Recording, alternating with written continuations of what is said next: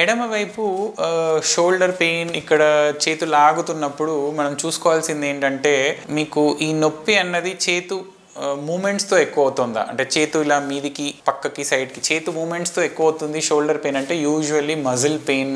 ఉంటుందండి musculoskeletal pain అంటాము దాని వలన ఈ పెయిన్ ఉండొచ్చు మీరు అబ్జర్వ్ చేసుకోవడానికి చూడాల్సింది ఇది హ్యాండ్ మూమెంట్తో పెయిన్ ఎక్కువ అయితే అది మసిల్ పెయిన్ వల్ల యూజువల్లీ ఉంటుంది అండ్ ఇంకొకటి అన్నిటికంటే చూసుకోవాల్సింది ఏంటంటే రిస్క్ ఫ్యాక్టర్స్ ఉన్న వాళ్ళు ఏ పెయిన్ అయినా అశ్రద్ధ చేయకూడదండి రిస్క్ ఫ్యాక్టర్స్ అందరికీ తెలిసినవే BP sugar cholesterol long standing diabetes is a main risk factor అండి ఫ్యామిలీ హిస్టరీ హార్ట్ డిసీజ్ ఉన్నప్పుడు కూడా స్మోకింగ్ ఈ రిస్క్ ఫ్యాక్టర్స్ ఉన్నప్పుడు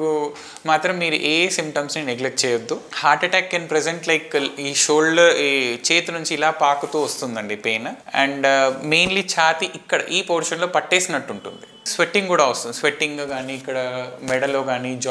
జా వరకు కూడా ఈ నొప్పి అన్నది పాకుతుంటుందండి ఇంకొన్నిసార్లు అసిడిటీ అనుకోని ఈనో కానీ ఆ సిరప్లు అవి తాగుతూ ఉంటారు రిస్క్ ఫ్యాక్టర్స్ ఉన్న వాళ్ళు ఏ సిమ్టమ్స్ని అశ్రద్ధ చేయకూడదు అసిడిటీ అన్నది యూజువల్లీ కింది భాగంలో ఉంటుంది పొట్టకి కింది భాగంలో చెస్ట్లో కాకుండా కొంచెం కింది భాగంలో వస్తుంది అండ్ కొన్నిసార్లు ఇక్కడ కూడా బర్నింగ్ పెయిన్ ఉండొచ్చు అసిడిటీలో బట్ ఇలా ఉన్నప్పుడు అట్లీస్ట్ మీ దగ్గరలో ఉన్న హాస్పిటల్కి కానీ డాక్టర్ని వెళ్ళి ఒక ఈసీజీ మాత్రం ఒకటి తీసుకోండి అట్లీస్ట్ ఈసీజీ చేయించుకుంటే మనకి రఫ్ ఐడియా వస్తుంది హార్ట్ అటాకా కాదా అన్నది మనకి ఒక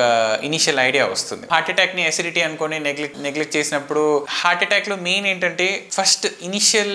1-2 అవర్స్ ఆర్ గోల్డెన్ పీరియడ్ మీరు అసిడిటీ అని దాన్ని అశ్రద్ధ చేస్తే మీరు ఆ 1-2 అవర్స్ మిస్ అయిపోతారు 1-2 అవర్స్లో ఏంటంటే ఎంత త్వరగా బ్లాకేజ్ ని మనము క్లియర్ చేసుకోగలిగితే అంత లాంగ్ టర్మ్ సర్వైవల్ అంతా ఇవ్వగలము హార్ట్ అటాక్ అన్నది మనం త్వరగా ఐడెంటిఫై చేసుకొని దానికి ట్రీట్మెంట్ తీసుకుంటే బెటర్ సో అసిడిటీ అని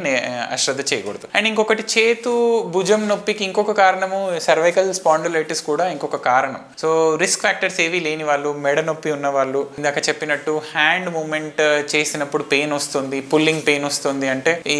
cervical compressive spondylitis is also one of the reason మనము చూసుకోవాల్సిన విషయాలు సో నొప్పి వచ్చినప్పుడు హార్ట్ అటాక్ అసిడిటీయా మసిల్ పెయిన్ అన్నది ఈ డౌట్స్ ఉంటాయి అండ్ మామూలు సర్వైకల్ స్పాండిలైటిస్ ఈ డౌట్స్ ఉంటాయి సో ఇలాంటి సిమ్టమ్స్ ఉన్నప్పుడు మీ దగ్గరలో ఉన్న హాస్పిటల్కి వెళ్ళి ఈసీజీ తీసుకొని మీ డాక్టర్కి సంప్రదించుకుంటే బెటర్ అండి